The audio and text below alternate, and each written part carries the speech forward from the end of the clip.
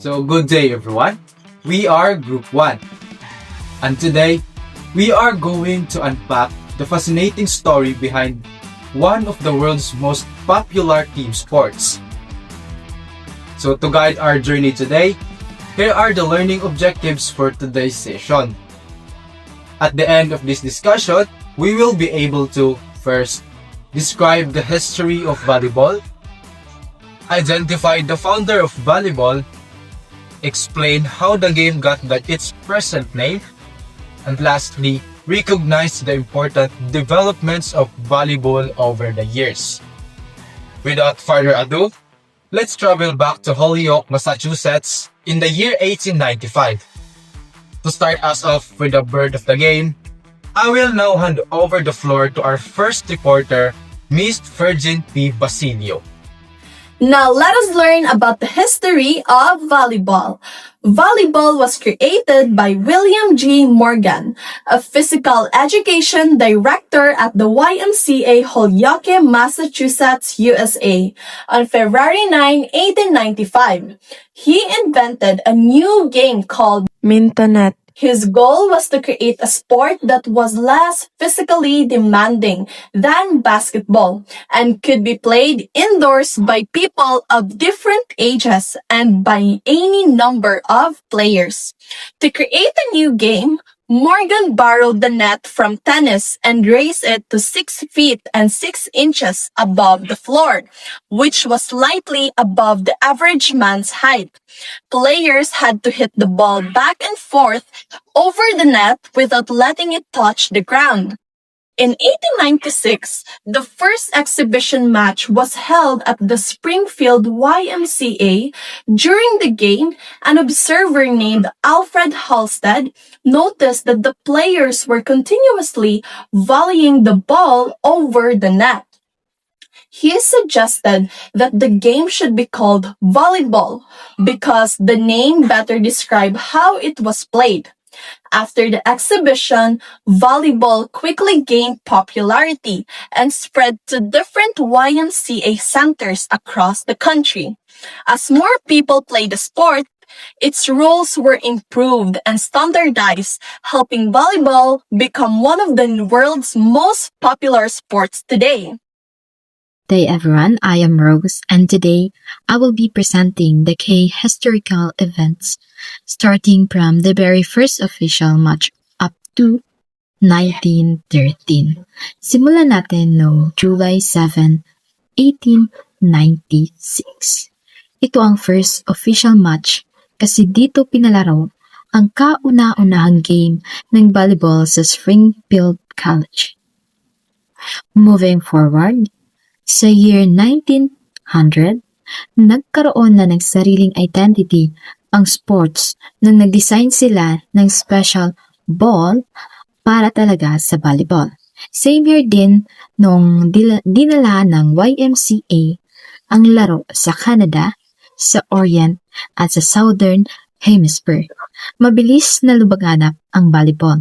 Noong 1905, dinala ito ng YMCA sa Cuba. Noong 1907, sumikat ito sa Amerika at pinakita pa sa isang playground convention bilang isa sa pinaka-popular na sports. At noong 1909, dinala naman ito sa Puerto Rico. Ngayon, ang 1910 ay isang napakahalagang taon para sa atin. At bakit? Kasi si Elwood S. Brown na isang physical director ng Manila YMCA nag-introduce ng volleyball dito sa Pilipinas. Pagdating ng 1912, naging mas organized na ang sports sa bansa nung inadapt ng Philippine Amateur Athletic Federation ang volleyball para sa mga kalalakihan bilang official event sa National Championship. At noong 1912 din, pinagpatuloy ng YMCA ang pagpalawak ng laro hanggang sa Uruguay. Finally, noong 1930, nagkaroon na ng malaking step forward ang volleyball sa international sports. Naging official event na ito sa Far Eastern Games na ginanap mismo dito sa Manila, Philippines. At dito natatapos ang timeline and thank you for listening. At ibibigay ko na ito sa susunod nating presenter. Now, I will continue the history of volleyball. In 1916 was very important year in volleyball history. In the Philippines, a new offensive style play was introduced. This included the set and spike, where one player set the ball high and one player spiked it over the net. Filipinos also developed the powerful attack called the bomba, or kill, and the hitter was called a bomberino. During the same year, the YMCA invited the NCAA to help improve the rules of volleyball and promote the sport. Volleyball also became part of school and college physical education programs and intramural activities. Now, to better understand the important contributions of the Philippines in 1916, let's watch this short video presentation. I want you to watch this awesome move. This is a special move called set and spike in volleyball, which came out from the Philippines in 1916. It's an offensive move that they call bomba, meaning literally like a bomb. The set is when a teammate lifts the ball up in the air, and the spike is the downward powerful strike that finishes the play. It's like a finishing move. After a long flashback about your life, of course. In 1917, the YMCA introduced volleyball to Brazil, helping the sport spread to South America. The game was also changed from 21 points to 15 points. In 1919, the American Expeditionary Force distributed the 16,000 volleyballs to its troops and allies. This helped volleyball become popular in many countries. In 1920, two important rules were introduced. Each team was allowed 3 hits per side, and the back row attack rule was established. In 1922, the first YMCA National Volleyball Championship was held in Brooklyn, New York, with 27 teams from 11 states participating. In 1928, the United States Volleyball Association, now known as U.S. Volleyball, was established to organize tournaments and create official rules. The first U.S. Open Championship was also held. In 1930, volleyball became a popular recreational sport and was included in many community sport programs across America. In 1934, national volleyball referees were officially recognized and approved, helping improve the quality of officiating. In 1937, at the AAU convention in Boston, the U.S. Volleyball Association was recognized as the official national governing body for volleyball in the United States.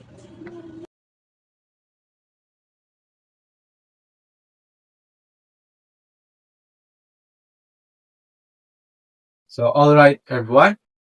I'm taking over from here to walk you through the next important dates of volleyball history. So, stretching from 1940 all the way to 1959. So, we're going to see the sport completely transform from a local pastime into a structured global powerhouse. So, let's look at 1940. So, this was the year the forearm pass, what most of us just called the bomb, was finally introduced. So, in 1940, na-introduce na forearm pass. So, before this, players almost always use an overhand pass to hit the ball. So, imagine trying to dig a powerful spike using only your fingers.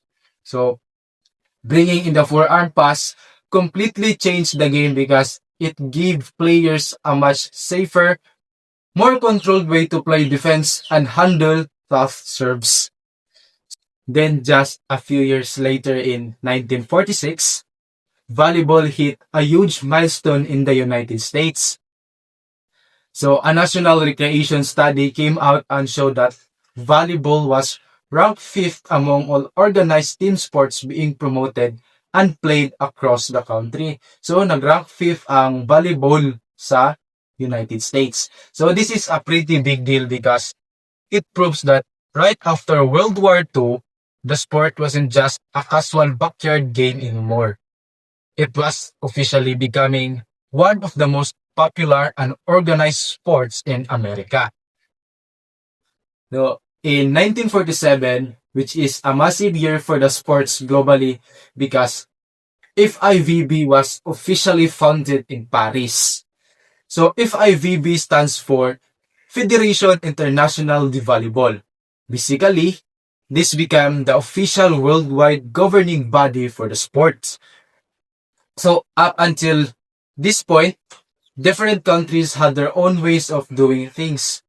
But creating the FIVB meant everyone could finally agree on the same international rules, which paved the way for the World Championships and eventually the Olympics. Then, just 1 year later in 1948, we see the two-man beach debut. This is when the very first official two-man beach volleyball tournament was held. Before this, beach volleyball was mostly just a casual, crowded game people play for fun on vacation. But cutting the teams down to just 2 players on each side turned it into an incredibly intense, high-endurance sport. A tournament is held at State Beach, California.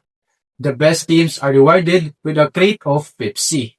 In 1949, mauni ang unang World Championships of college teams. So, back in 1949, two major things happened. So, duha ang hitabuan in 1949. First, the very first official World Championship took place in Prague. May una. So, around the exact same year, a competitive college division was created in the US. So, it actually struggled a lot at first because there wasn't a solid league or governing body to run it. Teams basically relied on passionate students and instructors. So, if those people graduated or left the school, the teams would just fall apart. But, look at how fast things turned around just 2 years later in 1951. Despite those messy college growing pains, the general public absolutely fell in love with the sport.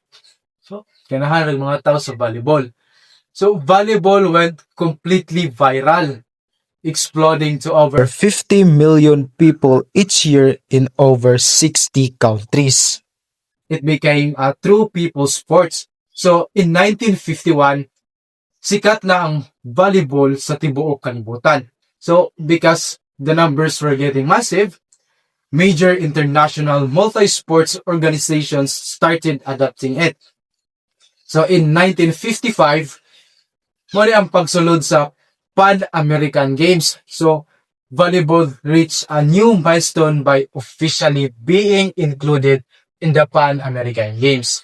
So, Pan-American Games is a massive multi-sports event for athletes from the Americas, and getting in meant volleyball was finally standing shoulder to shoulder with traditional sports like track and basketball. Then we hit in 1957, the IOC or the International Olympic Committee officially stepped in and designated volleyball as an Olympic team sport.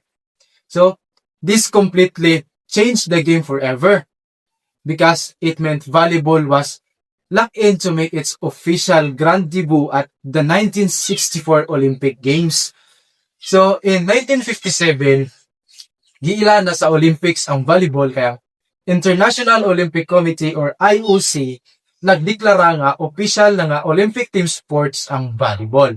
In 1959, with another major organization stepping up, FISO, which stands for the International University Sports Federation or Fédération Internationale du Sport Universitaire, they held the very first official university games in Turin, Italy. And because volleyball was now a global powerhouse, it was selected as one of the exclusive 8 core competitions held at the event. So I'm going to pass the floor over the next reporter who is going to take you through the rest of the important dates in the volleyball history.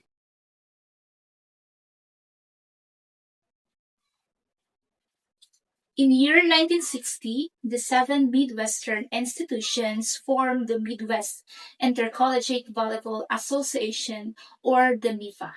New techniques were added to the game, including the soft spike or ding, forearm pass or bump, blocking across the net, and the defensive diving and rolling. So, in this year, volleyball became more organized at the collegiate level through the formation of MIVA.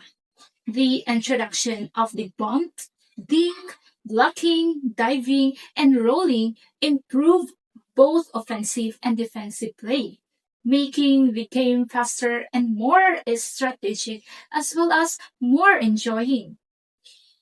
Followed by year 1964, the volleyball was introduced to the Olympic Games in Tokyo. The Japanese volleyball used in the 1964 Olympics consisted of a rubber carcass with leather paneling. A similarly constructed ball is used in most modern competition. Southern California Intercollegiate Volleyball Association, or the ECVIA, was formed in California. So, during this period, volleyball achieved one of its greatest milestones by becoming an official Olympic sport. This brought worldwide recognition to the game, encouraged more countries to participate, and influenced the design of the modern volleyball. Then, in year 1965, the California Beach Volleyball Association, or the CBVA, was formed. So, at this time, the formation of CBVA helped organize beach volleyball through official tournaments and standardized rules. This played an important role in the sport development and popularity. In year 1968, the National Association of Intercollegiate Athletics, or the NAIA, made volleyball their 15th competitive sport. So, that same year, the NAIA officially recognized volleyball as one of its competitive sports. This allowed more colleges to establish volleyball programs and gave student athletes greater opportunities to compete. Then in year 1969, the executive committee of the NCAA proposed the addition of volleyball to its program. So during this time, the NCAA acknowledged volleyball growing popularity by proposing to include it in its athletic program. This became an important step toward expanding collegiate volleyball. And then in year 1974, the World Championship in Mexico was telecast in Japan.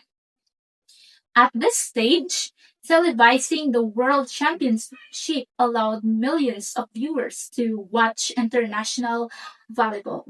This increased the sport's global exposure and inspired more people to become interested in it. And then followed by year 1975, the U.S. national women's team began a year-round training regime. So from this point onward, the U.S. women's national team trained throughout the entire year instead of only before major competitions. This greatly improved their skills, teamwork, and their international performance. And in year 1977, the U.S. national men's team began a year-round training regime in Dayton, Ohio, moved to San Diego, California in year 1981. Likewise, the U.S. men's national team adopted a year-round training program.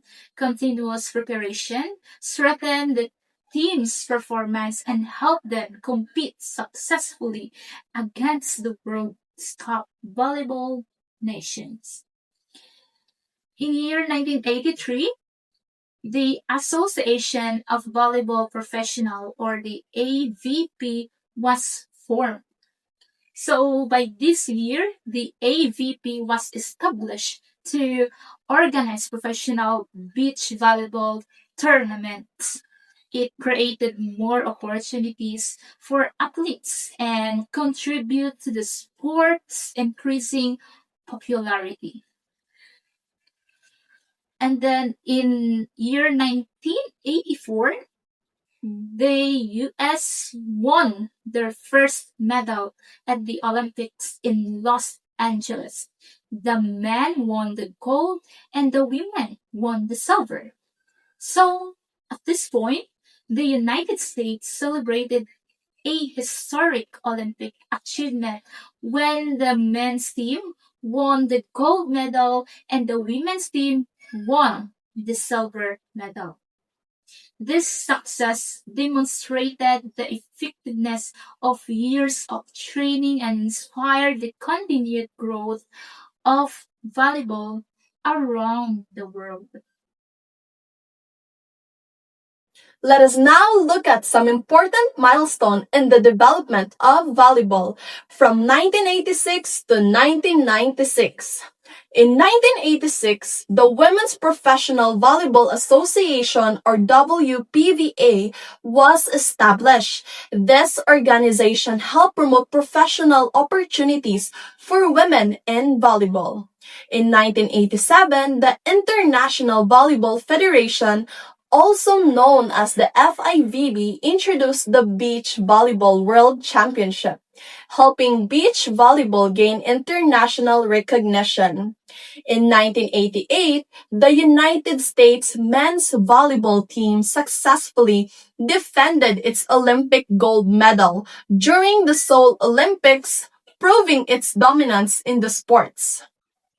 In 1989, the FIVB Sports Aid Program was created to support and develop volleyball in different countries, especially those with limited resources. In 1990, the FIVB World League was established. This annual international tournament became one of the most prestigious competitions in men's volleyball. In 1992, the four-person Pro Beach League was launched in the United States, introducing another exciting format of beach volleyball. In 1994, Volleyball Worldwide was created to promote volleyball globally and strengthen communication with an international volleyball community. In 1995, volleyball celebrated its 100th anniversary, making 100 years since William G. Morgan invented the sports in 1895. Finally, in 1996, two-person beach volleyball officially became an Olympic event during the Atlanta Olympic Games. This milestone greatly increased the sport's popularity around the world.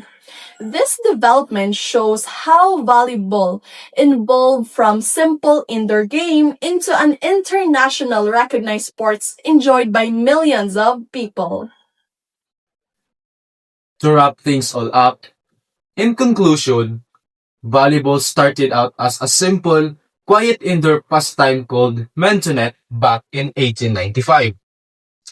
But because of passionate players around the world, like the Filipinos who invented the spike and the organizations that set up the rules, it turned into a global Olympic sport loved by millions. It just shows how a simple idea can grow into something huge when people share it. So that brings us to the end of our presentation.